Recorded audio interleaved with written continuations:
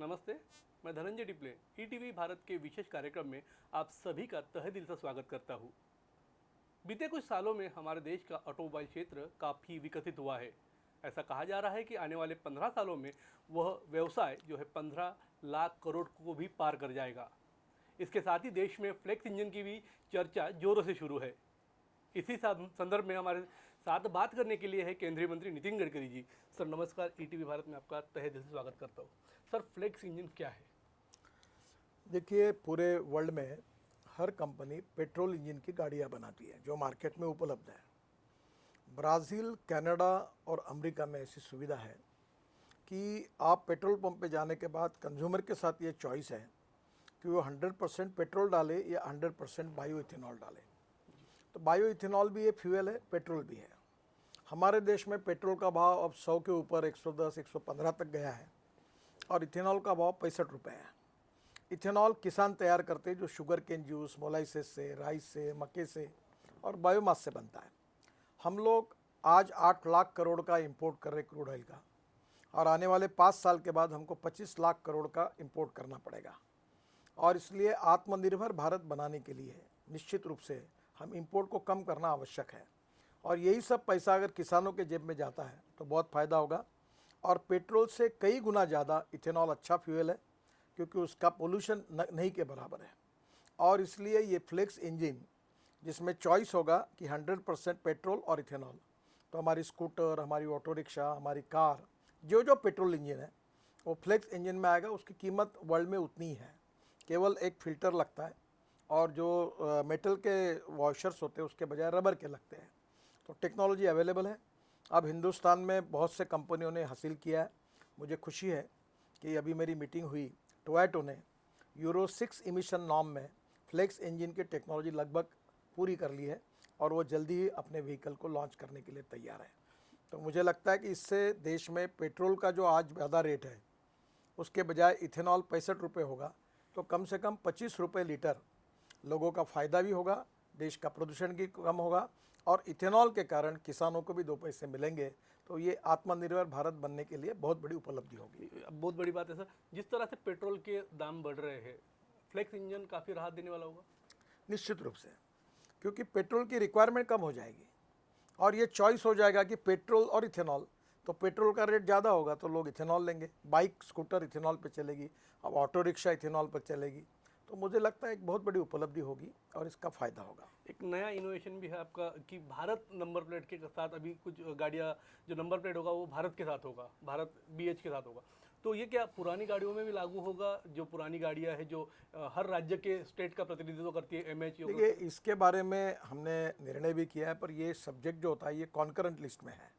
मैंने इसमें कानून बनाने का अधिकार राज्य को भी है और भारत सरकार को भी है। तो हमने अपनी नीति बनाकर राज्यों को भेजी है और हमारा प्रयास है कि निश्चित रूप से ये पूरी योजना क्रियान्वित हो।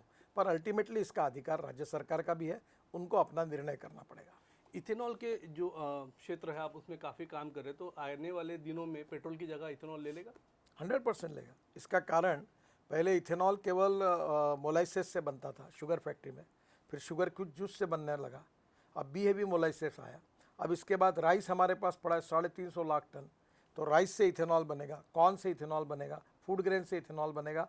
और इसके बाद जो म्यूनिसिपल वेस्ट है ऑर्गेनिक, उससे भी बन सकता है। और जो बायोमास है जो परली के रूप में जलाते, परली, cotton straw, wheat straw, rice straw, इससे भी बनेगा। तो जैसे जैसे रिक्वायरमेंट बढ़ेगी हमारे देश में इथेनॉल और बढ़ेगा। और अभी तो गन्ने से शुगर बनती है जी, शुगर सरप्लस है, तो शुगर के बजाय जैसे 4% मोलाइसिस निकलता है, तो अब टेक्नोलॉजी है कि 4% मोलाइसिस के बजाय 7% निकाले, यानी 3% शुगर कम करके वो मोलाइसिस में जाएगी, तो और इथेनॉल बनेगा। तो इथेनॉल बनने से देश की इकोनॉमी मजबूत होगी, प्रदूषण कम होगा, इंपोर्ट हमारा कम होगा और सबसे इम्पॉर्टेंट चीज़ है कि किसानों को अच्छा भाव मिलेगा। ये जो पराली जलाते हैं उससे प्रदूषण भी होता है, अगर उससे ईंधन बनता है तो कितना फ़ायदा होगा? 5 टन परली से 1 टन बायो CNG निकलता है। अब बायो CNG के बजाय बायो LNG, क्योंकि वो लिक्विफाई है, ट्रांसपोर्ट करने के लिए आसान है। तो मुझे लगता है हमारे नागपुर में अभी हमने यहाँ बसेस शुरू की है। मेरा खुद का ट्रैक्टर मैंने पहला देश का ट्रैक्टर है जो CNG पर हम चला रहे हैं। और मैं अभी 2-4-8 दिन के बाद उस ट्रैक्टर को, ये जो हमारे पेड़ लगाए हुए जगह जगह रोड के बीच में है, इनको पानी दे के लिए सीएनजी का वो ट्रैक्टर ग्रीन फ्यूल लेकर पूरा पानी डालने के लिए निःशुल्क रूप से मैं उसका उपयोग करने वाला हूँ, एक पानी की टंकी लगाकर, ताकि इन्वायरमेंट के लिए वो बहुत अच्छा होगा। काफ़ी सब ये जो मैं सवाल अगला पूछने जा रहा हूँ, पूरे देशवासियों को इस संदर्भ में उत्सुकता है कि हाईवे निर्माण ट्रांसपोर्ट में काफ़ी काम हुआ है, इसके पहले इतना काम कभी नहीं हुआ। इस पर आप नियंत्रण कैसे रखते हैं, कैसे वॉच करते हैं, और ये सब पर आपका पकड़ कैसी है? देखिए, इथेनॉल की बात तो मैं 2009 से कर रहा हूँ। Diversification of agriculture towards energy and power sector ये मेरे लाइफ का मिशन है। और प्रदूषण, जल प्रदूषण, वायु प्रदूषण और ध्वनि प्रदूषण, इसमें बहुत समस्या है और मैं अब इससे लड़ना चाहता हूँ। और विशेष रूप से मेरे मतदार क्षेत्र को, नागपुर को, इंटरनेशनल बेंचमार्क में जल प्रदूषण, वायु प्रदूषण और एयर पोल्यूशन में पहुँचाना चाहता हूँ। अब नाग नदी का 2400 करोड़ का प्रोजेक्ट आ रहा है, वो जल प्रदूषण दूर करेगा। नागपुर में सीएनजी, एलएनजी, इथेनॉल फ्यूल आएगा तो उससे हमारा प्रदूषण कम होगा। इलेक्ट्रिक आएगा, मेट्रो बढ़ रही है तो इलेक्ट्रिक पर हमारी गाड़ियाँ चलेगी, तो स्वाभाविक रूप से नागपुर को सभी प्रदूषण से मुक्त करना, और यही शुरुआत बाकी शहरों में भी होगी। और निश्चित रूप से इसमें देश में जो हमारी विशेष रूप से पोल्यूशन की समस्या है उसको हम जरूर निपटा सकेंगे। निश्चित रूप से आपका जो काम है पथदर्शी है, लेकिन ये सब आइडिया सर आती कहाँ से? ये देश को बड़ा सवाल है, क्योंकि सर के पास काफ़ी आइडियाज होती जो कोई सोच भी नहीं सकता है, उसके आगे का काम हो जाता है। देखिए, मैं इस विषय के लिए समर्पित हूँ। अभी आपको बताते हुए मुझे खुशी हो रही है कि अभी मेरी एक वीडियो कॉन्फ्रेंस हुई जिसमें ब्राज़ील के साइंस एंड टेक्नोलॉजी के मंत्री थे, और उसके पहले एक थी, उसमें ब्राज़ील के एक इथेनॉल के एक्सपर्ट थे। अब ब्राज़ील के हवाई जहाज़ एयरफोर्स के 50% इथेनॉल मिश्रित करके चल रहे हैं। तो मैं अभी एयरफोर्स के साथ भी मीटिंग करने वाला हूँ, राजनाथ जी के साथ, डिफेंस मिनिस्टर के साथ, और मैं उनको रिक्वेस्ट करने वाला हूँ कि इंडियन एयरफोर्स में और एविएशन में ये जितने प्लेन हैं अभी, इंडिगो के, एयर इंडिया के, स्पाइस जेट के, ये सब, गो एयरवेज के, ये भी अब 50% इथेनॉल को यूज़ करें, ये प्रयास मैं कर रहा हूँ। मैं बीच में हमने एक स्पाइस जेट का हवाई जहाज़ देहरादून से दिल्ली पूरे बायोफ्यूल पे लाया, सक्सेसफुली आया था, जिसका स्वागत करने में गया था। मैं ये मानता हूँ कि आगे का भविष्य प्रदूषण की दृष्टि से import substitute, cost effective, pollution free और इंडिजीनियस। अब हम ग्रीन हाइड्रोजन की बात कर रहे हैं कि जो मेरा कोशिश है कि जो ख़राब पानी है, सीवेज वाटर है, उसको साफ करके वहीं सोलर पैनल लगाकर, सोलर पावर से इलेक्ट्रोलाइजर लगाकर हम हाइड्रोजन और ऑक्सीजन अलग करें और ग्रीन हाइड्रोजन तैयार करें। और ये जो कोल यूज़ हो रहा है स्टील इंडस्ट्री में, सीमेंट इंडस्ट्री में, केमिकल इंडस्ट्री में, ये कोल के बजाय ग्रीन हाइड्रोजन यूज़ होगा। इसके ऊपर रेलवे का इंजन चलेगा, कार चलेगी, बसेस चलेगी। और जल्दी मैं कोशिश कर रहा हूँ कि दिल्ली में एक 100% इथेनॉल की चलने वाली गाड़ी खरीदने वाला हूँ और 100% ग्रीन हाइड्रोजन की गाड़ी खरीदने वाला हूँ। और मैं लोगों को दिखाऊंगा कि देखो ये सक्सेसफुली चल रही, आप भी लो। इसके बारे में आपने कल उत्सुकता बढ़ा दी सर, ये गाड़ी कैसी होगी ये हम जानने के लिए। बिल्कुल, गाड़ी जैसी गाड़ी होगी, अच्छी गाड़ी होगी, कोई प्रॉब्लम नहीं है, और पेट्रोल डीजल से कई गुना अच्छा फ्यूल है। अब लोगों में यही जो शंका है, ये दूर होने के लिए मैं ट्रांसपोर्ट मंत्री के नाते जब खुद यूज़ करके आपको बताऊंगा तो इसका विश्वास बढ़ा। अभी मैं नागपुर में इलेक्ट्रिक कार में घूमता हूँ जी, तो उसका कोई प्रदूषण नहीं, आवाज़ तक नहीं है। अब लोगों को पता चला कि भाई बहुत अच्छी कार है, तो लोग इलेक्ट्रिक कार भी खरीद रहे हैं। सर, जिस तरह से नागपुर से हम बाहर जाते, जो रोड का जो नेटवर्क है, हम तुळजापुर जाए हाईवे पे जाए या हैदराबाद हाईवे पे जाए, एक नेटवर्क का जो हाईवे है वो वर्ल्ड क्लास होते जा रहे हैं। मुंबई दिल्ली के हाईवे की बात हो रही है अभी, जो बहुत ही सुंदर तरह से बन रहा है। ऐसे कितने हाईवे और देश को मिलेंगे? देखो, ऐसे 26 ग्रीन हाईवे हम बना रहे हैं जो एक्सिस कंट्रोल है, और उससे मेरा ये प्रयास है, एक ही वाक्य में आपको बताऊं, कि आने वाले 3 साल के बाद अमेरिका के रोड जितने अच्छे होंगे, जिस स्टैंडर्ड के होंगे, उसी स्टैंडर्ड के हिंदुस्तान में बिहार, उत्तर प्रदेश से लेकर अरुणाचल, मेघालय, त्रिपुरा तक पूरे देश के रोड वैसे ही होंगे, कश्मीर तक। यही मेरा प्रयास है और मैं इसके, हमारे इंजीनियर्स, हमारे डिपार्टमेंट रात दिन काम कर रहा है और निश्चित रूप से हम इसमें यशस्वी होंगे। आपका एक जो वाक्य है सर कि हमारे ट्रांसपोर्ट व्यवस्था अगर अच्छी है तो हमारा विकास होता है। जिस तरह से हर राज्य चाहता है कि हमारे देश में, हमारे राज्य में अच्छे हाईवे निर्माण हो, हर राज्य की वही कोशिश है। आपसे कई डेलीगेशन मिलते रहते हैं, तो कौन सा राज्य है इसमें जो सबसे आगे बढ़कर आपके पीछे लगा है कि सर हमारे यहाँ बनाइए, और किसका रिस्पांस रेट ज़्यादा है इसमें? नहीं, सभी का रिस्पांस है और मैं सभी की मदद करता हूँ। हम इसमें राजनीति नहीं करते, सबका साथ, सबका विश्वास और सबका सहयोग, यही मोदी जी का मंत्र है। तो हम सभी राज्यों को मदद करते हैं, इसमें हम राजनीति नहीं करते, सब राज्यों को मदद करते हैं। सर, आने वाला जो समय है, इलेक्ट्रिक व्हीकल की बात हो रही है, तो केंद्र किस तरह से सब्सिडी देगा इस सब पे? ऑलरेडी स्कीम से लोगों को सब्सिडी मिल रही है, अब सब्सिडी की भी ज़रूरत ही नहीं है। जैसे तुम्हारे पास गाड़ी है, तुम 10,000 रुपये पेट्रोल पे खर्चा कर रहे हो, जी। तो कल इलेक्ट्रिक लोगे तो 1,000 रुपये आएगा, और इलेक्ट्रिक कार की कीमत और पेट्रोल की कार की कीमत लगभग समान होगी। तो मुझे तुमको बताने की ज़रूरत ही नहीं, तुम अगली गाड़ी इलेक्ट्रिक के लेने वाले हो, बाइक लेने वाले हो, क्योंकि आपका पैसा बच जाएगा। बिल्कुल सर, बिल्कुल सर। जैसे हमारा ऑटोमोबाइल क्षेत्र है, काफ़ी विकसित हुआ है। आपने कहा था कि वो 15 लाख करोड़ का वो व्यापार होगा, उसका टर्नओवर होगा, लेकिन फोर्ड जैसी कंपनियां कुछ बाहर जा रही है, ये विपरीत परिणाम करेगा सर? बाहर नहीं जा रही, उनने अपना यूनिट बंद किया। देखो इसमें कंपटीशन है, और कंपटीशन में जो प्रोडक्ट अच्छा है वो लोग खरीदते हैं, और उन प्रयास करने पड़ते हैं। फोर्ड की भी अच्छी गाड़ियाँ थी, पर मार्केट कंपटीशन में उन्होंने निर्णय किया, पर अब वॉल्यूम कम नहीं हुआ है।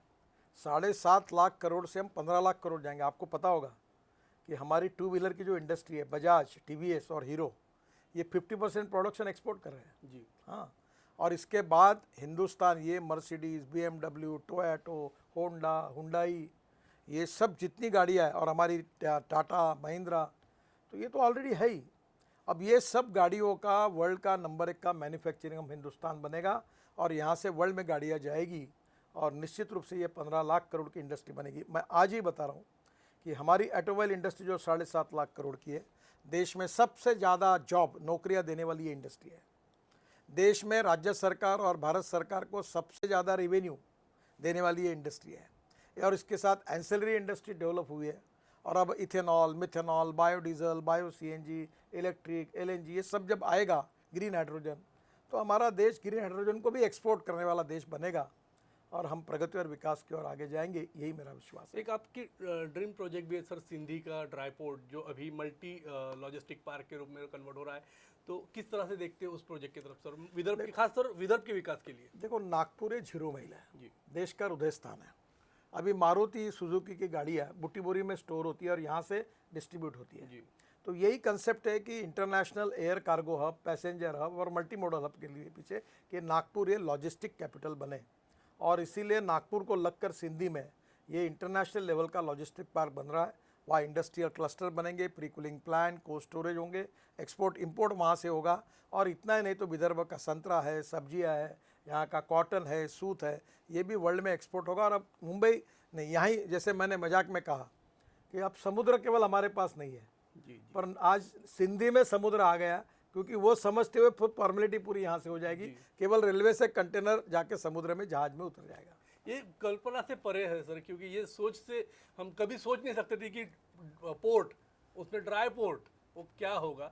लोगों की कल्पना से भी आगे बढ़कर आप जो काम कर रहे हैं अब, जैसे जो पेंच से होते हुए जो MP में रास्ता गया मध्य प्रदेश में, वो भी काफ़ी उसकी सराहना हो रही है। जो अंडरपास बने हुए, उससे भी अच्छा रास्ता दिल्ली मुंबई बन रहा है, उससे भी ओवर पास है। एक कार्टून मैंने देखा, अभी विजिट किया, तो गाड़ी में माँ और बेटे जा रहे हैं, तो बेटा माँ को कह रहा गाड़ी में बैठ के, देखो ऊपर में फॉरेस्ट में वो टाइगर वहाँ से जा रहा है, तो ऊपर में जंगल है और अंदर में रोड है सर। तो हमने काफ़ी अच्छे प्रकार से इन्वायरमेंट, इकोलॉजी का विचार करते हुए सब प्रोजेक्ट्स किया। MP हमारा जो पड़ोसी राज्य है, MP में कुछ काम कम हुए ऐसा कुछ आरोप हो रहे हैं, और कुछ जो प्रोजेक्ट्स है वो डिले चल रहे हैं, ऐसा कुछ कहा जा रहा है। कौन सा प्रोजेक्ट डिले चल रहा है? ऐसे कुछ आरोप हो रहे हैं वहाँ पे? आरोप झूठे हैं जी, कोई आरोप नहीं, सब प्रोजेक्ट फास्ट चल रहे हैं। आप मुझे नाम बताओ एक प्रोजेक्ट का। आपको अगर चाहते हुए भी कोई निगेटिव पॉइंट निकालने का अवसर नहीं मिलेगा, इसका कारण हर प्रोजेक्ट दौड़ रहा है। हाँ, प्रॉब्लम है यार, लैंड एक्विजिशन, इन्वायरमेंट, फॉरेस्ट, तो कभी देरी लगती है, तो मैं पीछे लगता हूँ, और सभी राज्यों का समतोल विकास हो, सबके साथ न्याय हो, यही हमारा प्रयास है। सर, मध्य भारत के लिए कुछ विशेष योजना, रोड के जाल हो या फिर अन्य कोई योजनाएं? काफ़ी योजना है। अभी 1,47,000 का 2 लाख करोड़ होने वाला है, तो और अनेक नेशनल हाईवे आएंगे, सब काम बन रहे हैं। हर साल हम 14,000 15,000 किलोमीटर बनाने का लक्ष्य हमारा है। अब हम वर्ल्ड में highest road construction 38 kilometre per day बना रहे हैं। हमने एक दिन में 2.5 किलोमीटर 4 लेन का concrete road Mumbai Delhi Mumbai highway पर बड़ोदरा के पास बनाया, वर्ल्ड रिकॉर्ड हो गया। हमने सोलापुर विजापुर का रोड सिंगल लेन 26 किलोमीटर 22 घंटे में बनाया। तो मुझे लगता है कि हम वर्ल्ड रिकॉर्ड बनाते जा रहे हैं और हमारे अधिकारी इंजीनियर्स लगातार काम कर रहे हैं, कॉन्ट्रैक्टर्स काम कर रहे हैं और सब मिलकर ओवरऑल देश आगे जा रहा है, इसी बात की हमको खुशी है। सर मेरा आखिरी सवाल है, जैसे हम लोग 0 माइल में रहते हैं, देश का हृदय है ये, यहाँ से तुलजापुर के जो हाईवे की बात हो रही है वो काफ़ी वर्ल्ड क्लास बना हुआ है। आपने कल एक घोषणा भी की थी कि अब 4 लेन जो रास्ता है वो हैदराबाद के लिए बनेगा, जो हाईवे, उसके बारे में बताइए। देखो 0 माइल के बारे में और एक बात करो, जहाँ 0 माइल है वहाँ एक और रिकॉर्ड बन रहा है कि 20 फ्लोर का स्टेशन बन रहा है जी सर। और चौथे मंजिले पर रेलवे जाएगी। तो ये नागपुर में इतनी ऐसी वर्ल्ड लेवल की रिकॉर्ड बन गई कि यहाँ 20 मंजिली का स्टेशन बन रहा है। नागपुर ये पहला है कि जहाँ दुनिया का सबसे बड़ा फाउंटेन ऊंचा जाने वाला वो फुटाला में बन रहा है, जो 26 जनवरी को खुलेगा। नागपुर में यही बात है कि यहाँ एलएनजी का पहला पंप खुला है। नागपुर ये पहला शहर है कि महानगर पालिका की डीजल की 100 बसें सीएनजी पे कन्वर्ट हो गई, अब बड़े पंप पे सीएनजी भी आ गया। नागपुर में पहला है कि जो सीवेज वाटर है उसको साफ करके पावर जनरेशन को बेचकर 300 करोड़ रुपए कमाने वाली महापालिका नागपुर है। नागपुर ये पहला शहर है कि जहाँ 24/7 24 घंटे पानी अब लगभग 50-60% लोगों को मिल रहा है। एक साल के अंदर, कल मैंने भूमि पूजन किया 12 टाकियों का, तो आप नागपुर में भी पानी 24 घंटे मिलेगा। तो नागपुर में अपने विश्व में अनेक रिकॉर्ड किए और आगे भी करेंगे और नागपुर का आदर्श दुनिया में पूरे देश में लोग उसका अनुकरण करेंगे। और मैं नागपुर होने के कारण मैं चाहता हूँ कि नागपुर निश्चित रूप से बेंचमार्क ऐसा कार्य करे और वही हम सबके सहयोग से करने की कोशिश। हैदराबाद हाईवे के बारे में बता दीजिए। हैदराबाद हाईवे का अभी अलाइनमेंट पक्की हो रही है, नया रोड बन रहा है और निश्चित रूप से ये रोड नागपुर हैदराबाद के बीच में एक्सिस कंट्रोल होगा और इसके कारण साउथ के साथ हमारी कनेक्टिविटी बहुत अच्छी हो जाएगी। थैंक यू सो मच हमारे साथ बात करने के लिए। तो ये थे केंद्रीय मंत्री नितिन गडकरी, जिन्होंने हमारे हर सवालों का बेबाकी से जवाब दिया।